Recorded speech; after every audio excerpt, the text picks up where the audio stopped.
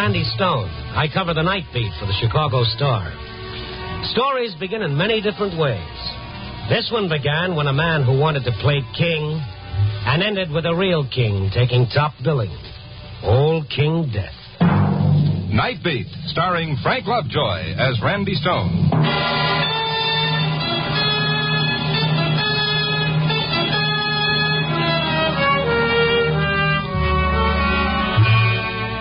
Chicago's theatrical district at night is a river of light, flashing marquees and gay crowds.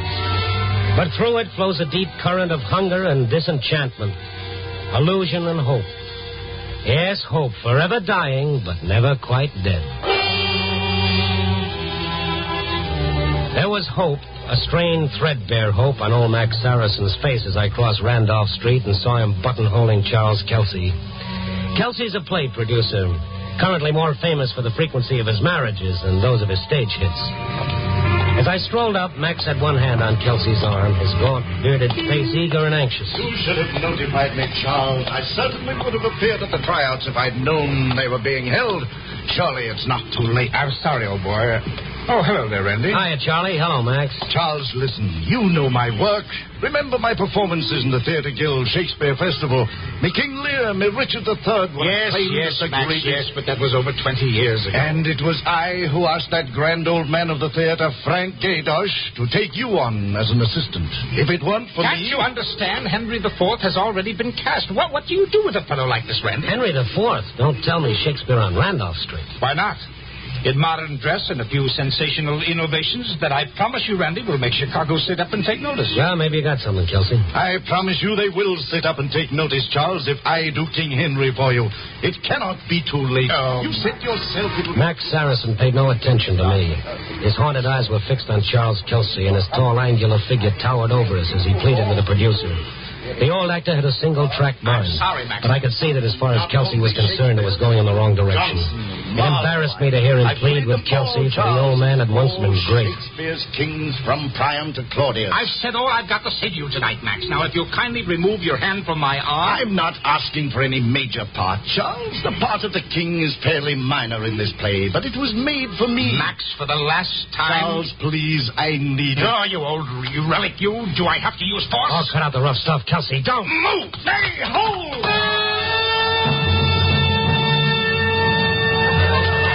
The old man changed before my very eyes. It was frightening. He was suddenly a giant, taller and broader than I'd ever seen him, the stoop in his back gone and rage blazing from a face of iron. He stood like a king in majestic wrath, his eyes darting about until he spotted Charles Kelsey pushing his way through the crowd. Hold, you foul, fat-witted dog! Stop! Max, wait! Keep away. Take your hands off me. Max, don't be a fool. I'm warning you, Max. I don't want to hurt. Help! Help me! Max, stop it. Stop it. You're killing him. Max staggered back as I drove my shoulder into his chest, and Kelsey dropped to the pavement, still kicking. I hurried Max across the street where my car was parked and took off just as a cop showed up. When we got out of traffic, I headed out Sheridan Road along the lake.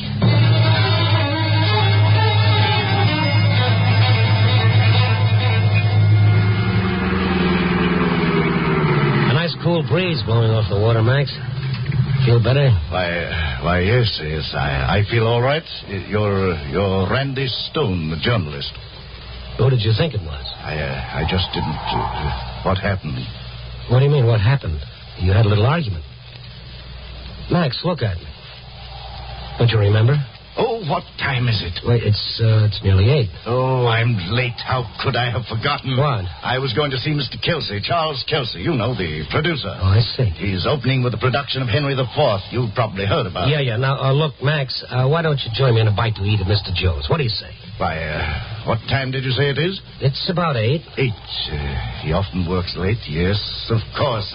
My dear lad, would you mind dropping me by Charles Kelsey's office on Randolph Street, the Warwick Building? I may catch him yet. Well, look, we can call him up and... Uh-oh.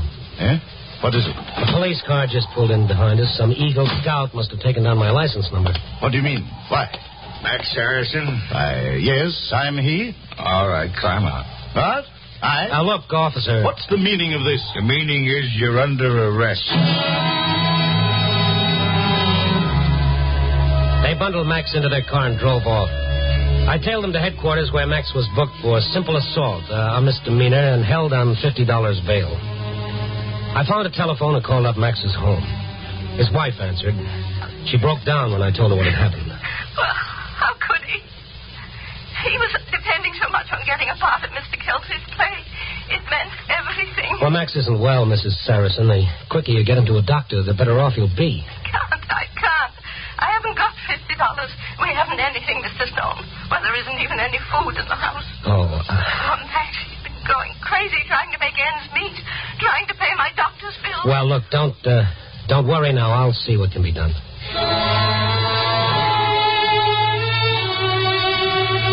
Well, what could I do? Not much. So I went to the office. I touched a few of the boys for a 5 here, a 10 there, until I had it. Then I went back to headquarters. The desk sergeant stared at the money. What's this? Max Saracen's bail. You can turn him loose. I turned him loose about 20 minutes ago. What? Sure, Kelsey dropped the charges. Oh, I see. He must have finally figured out which side his publicity was butted on. Max go home? I don't think so. Kelsey sent a limousine over to pick him up. He wants to see him. Kelsey? Wants to see Max? Well, that's what the chauffeur said. You know, Stone, I'm beginning to wonder if I did the right thing. The old man didn't seem right in the head. I'm kind of worried. You're worried. So long, Sergeant. Hey, where are you going? To Kelsey's office before Max kills him.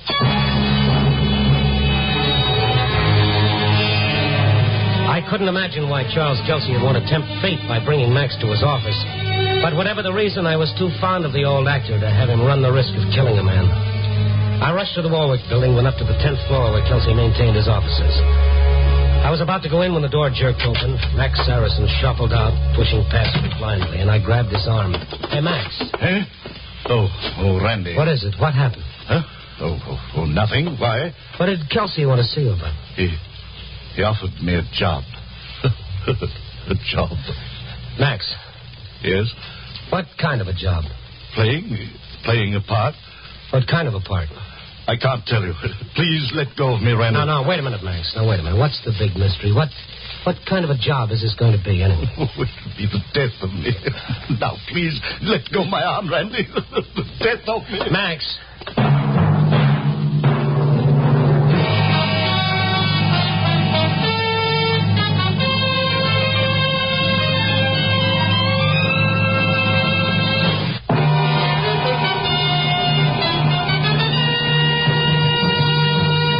And now, back to Nightbeat and Randy Stone. After Max Saracen had publicly humiliated Charles Kelsey by attacking him in the street, I didn't think the producer was going to offer Max a job without some kind of a catch to it. And when Max emerged from Kelsey's office, I could see by his face that I was right. The old actor was crushed. I barged into Kelsey's office to find out for myself and to warn him that he was playing with dynamite. Mr. Stone, no man or woman, for that matter, can cross me with impunity. I keep books and I settle all accounts. Every slight, every blow, every insult. I keep a record of them all, Mr. Stone. I overlook nothing and I repay with interest. What satisfactions they're getting even with someone who doesn't even know what he did to. You expect me to believe that? Your mind is so narrow it squeezes right through the facts. I'll remember that. I wish you would. Max is a sick man. Now, what kind of a job did you give him? Now, let's have it. Take your hands off me. I asked you. Why is he so upset? Disappointment, what else? He wanted the part of King Henry. All I could give him was the job of understudy. Understudy? Then why the secrecy? The old ham fancies himself another Barrymore. He doesn't want it known that he's had to accept the part of a mere understudy. It's quite obvious, isn't it?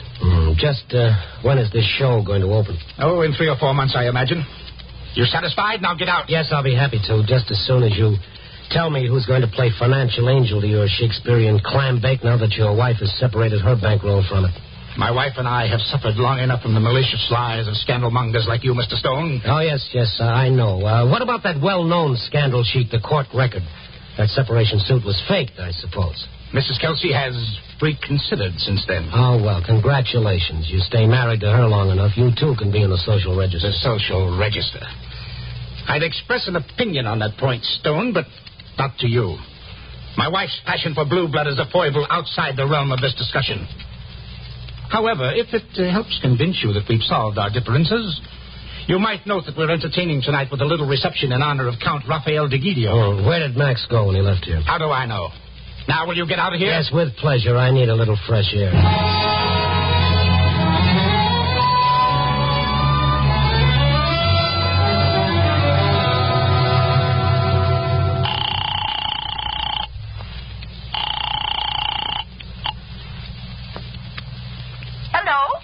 Mrs. Saracen? Yes? This is Randy Stone again. Oh, Has Max gotten home yet? no, he'll be home late. He's dining out. What's that? He called up a little while ago. I guess you know what happened, don't you? It was awfully generous of Mr. Kelsey. The whole thing was a mistake. He never meant to have Max arrested. But I do appreciate your concern for Max. It was good of you to call me. Look, who is Max dining with? Well, it was Mr. Kelsey at his home. He wants to discuss a part with Max for his Henry IV. It's a wonderful break. Just what we've been hoping for. Max was all choked up with emotion when he told me about it. It's about time. Poor darling.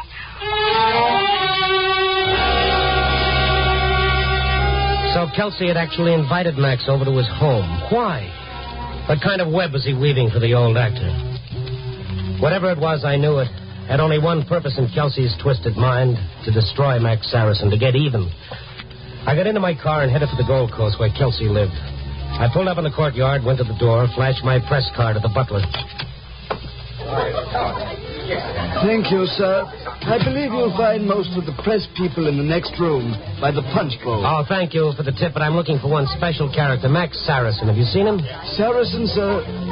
No, sir. I do not believe... All right, I'll look around. He's probably somewhere in that mob on the ballroom floor. I think not, sir. There has been no Mr. Saracen. I've let in everyone, sir, and there's been no one by that name. That's quite definite, sir. I would remember a name like that. Yes, well, I'll look anyway, thank you.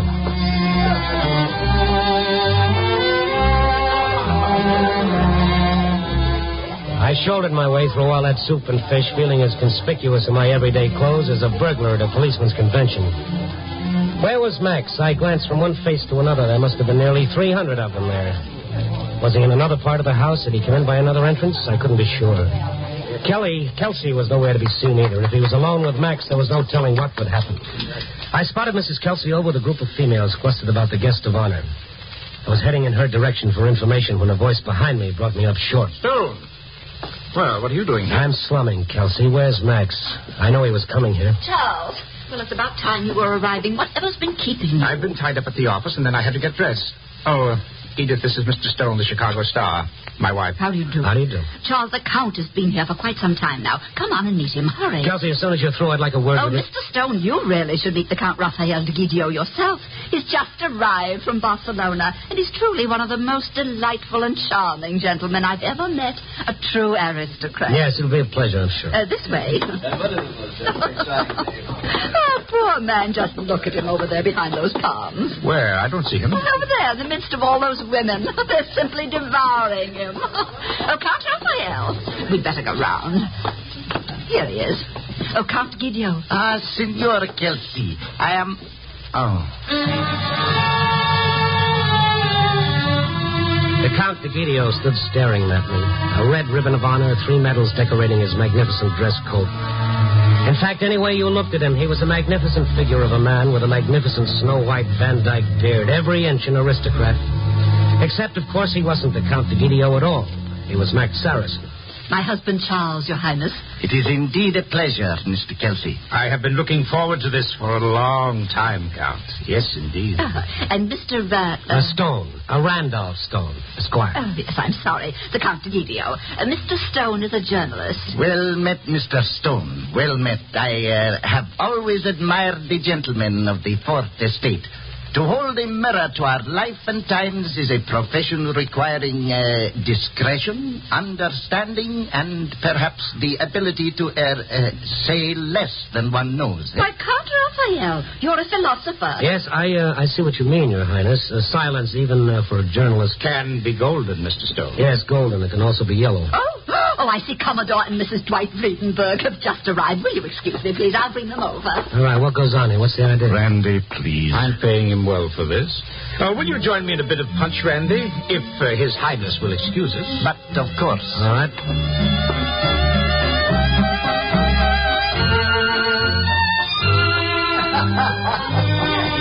Come on, have a glass of punch, Stone. It isn't too bad. You won't get away with it. Not after the morning edition. After tonight, Stone, the more you expose me, the better I like it. You know, it occurs to me that I should have invited you here in the first place. Your present fits very nicely. What are you trying to do? Teach my wife a lesson. Come on, I do say, have some fun. No, thank you. I've already tasted it. My dear blue-blooded wife will get the lesson of her life. Kelsey, why don't you see a psychiatrist? You do need a drink, old boy. Yeah, is there a real Count de Guidio? I suppose there must be. Naturally, he was due to be here tonight, but I received a wire at my office saying that his plane was grounded en route from Miami, Lisbon, and Point Cease. So, not wishing my dear wife to be disappointed. Charles. Yes? Oh, I'm afraid the Count isn't feeling very well. Oh, dear, I suppose it has been an awfully hard trip. He has to leave. Oh, that's too bad. I'm sorry. Where is he? In the hall. I've had Perkins bring him his things. Oh, it really is too bad with the evening so young.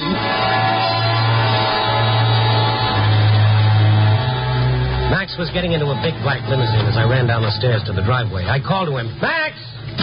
The car door slammed shut. The uniformed chauffeur threw the limousine into gear and spun away as I reached the side of the car.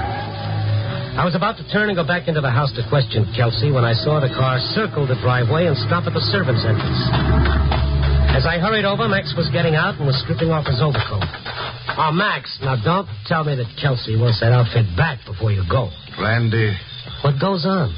If you must know, I'm going to help in the kitchen. In the kitchen? Yes, the kitchen. Are you satisfied? But why? What for? For $100. $100? How much did you get for playing the Count? Also $100. But I don't get it until I earn the second $100. But why? Why would he pay $100 for a dishwasher? I don't know, but I've got to do it, Randy. I need the money. You might as well know it. Now go away, please. Let me get it over with. Okay, Max, but you'll get it over with a lot faster with an understudy to assist you. An understudy? Yeah, me. Come on. So this was the payoff. This was the booby trap. I couldn't help feeling it was even meaner than it looked, and I wanted to be around to try to keep it from exploding. We went around and back the servants' entrance and stepped into the kitchen. Servants had evidently been briefed by Kelsey, but they said not a word. They asked no questions. They just stared at us and whispered a little to each other. A stout old dame pointed to the pile of dishes in the sink. Them there. Thank you. What about an apron, Max? You can't wash dishes in that dress suit without... I've got to, just as I am. It's part of the agreement.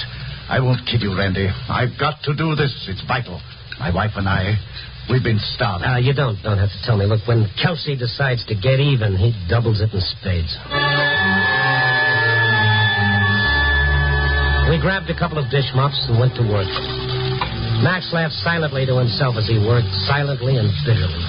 He turned to me. A king to account to a scullery boy in one short day. A breathless descent, Randy? For my dough, you're still king, Max. Thank you, lad. Aye, a king. You may me glory in me state deposed, but not me griefs. I'm still king of those... Oh, I dropped. Oh, forget about it. What's another dish to Kelsey? There I lie like a broken plate, used briefly and then... Life is short, Randy, so short. So what? It's not the length, but the performance that counts, and you were always great, Max, always. You're a kind wag, my lad. A veritable squire of the night, a minion of the moon. We're the moon's lovers, you and I, Randy, governed by her as is the sea, for our fortunes do ebb and flow like the ocean's tides, now up, now down. Well, that's life, Max. It's like sitting in the aisle seat in the movies, past the cleanser. By heaven, I'll hate you everlastingly if you bid me be of comfort anymore. I am barren, bereft of friends. But you're not, Max. I have lost the name of king. My jewels are a set of tawdry beads, my place of vermin is hermitage, my rich apparel a beggar's garb. Oh, make foul weather with despised tears. Curse heaven and die. Oh, he's falling to pieces. I've got to get him out of here before... Right in here, ladies and gentlemen. Tycoons, barons, and literary lions. Here's the surprise I told you about. Kelsey, stay out of here. Hold the music, please. Here he is. Your nobleman from Spain, your aristocrat. The Count Raphael de Guidio in person. Count Raphael, what's the meaning of this? Charles. This is the silk purse, my dear. The one you keep telling me cannot be made from a sow's ear. Well, look at it. The sow's ear that you were convinced was the silk purse I never could become. You're born gentleman. The kind of gentleman I never could be. Oh, no, I'm not good enough. Well, meet him. How goes it, Count? When you're through with those dishes, come out and give these hypocrites some more samples of your wits and gentility. Look at it, Edith. Look! You're a gentleman. My hired clown. Oh, you unspeakable. Oh, you weak-minded phony. Only thing you've proved is that Max is a gentleman compared to you. Done! Viper damned beyond redemption! Max, take it easy. Snake whom we have warmed with our harsh blood! Spotted Judas! Keep away from me. Will ye bring Max. calumny upon our fair name? By heaven! Max, don't. Come back. Get away! Get away! Put me down! But it wasn't Max. Someone else, a giant, a king with a face of iron. Let go! Help! Oh, put him down, Max. Put him down. I'll make a Golgotha, you grinning skull! No, Max, don't. Put him down. When there are devils, cast them out!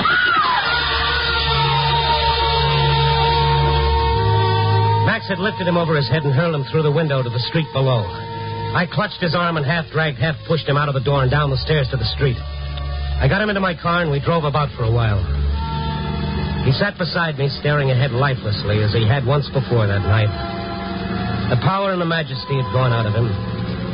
He was just a tired old man once more, talking to himself without making a sound. I stopped in front of a drugstore. I got out and found a telephone. I dialed the Kelsey residence.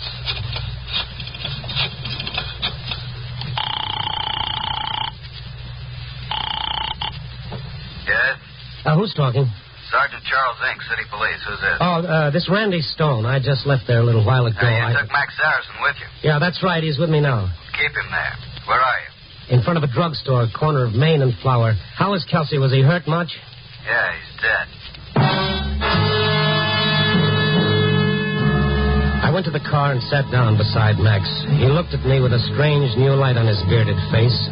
One that was tragic and far off. We have lost the name of kings. May golden cup becomes a dish of wood. Easy, Max. May one time kingdom a grave, a little grave, an obscure grave. Max, listen to me. Can you understand what I'm saying? Nay, let us sit upon the ground and tell sad stories of the death of kings. For death sits within the hollow crown that rounds our mortal temples and grins the buffoon, scoffing at our state. I, a king? You have mistook me all the while. But I only live by bread like you, dear cuz, like you. Give me that man that is not passion's slave, and I will wear him in my heart's core. Aye, in my heart as I... He sat there beside me quoting Shakespeare. He didn't know me or hear me. I don't think he ever saw me. Once more. He was in another world. A world of his own dreams.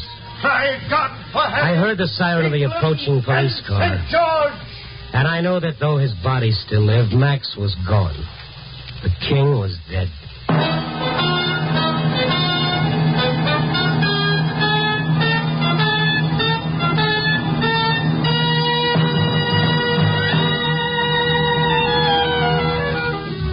Well, the lights are winking out one by one from Clark Street with its flop houses to State Street with its glittering shops.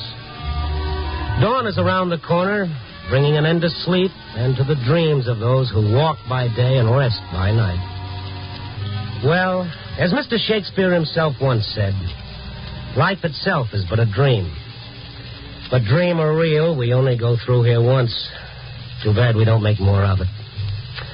Oh, well. Copy, boy.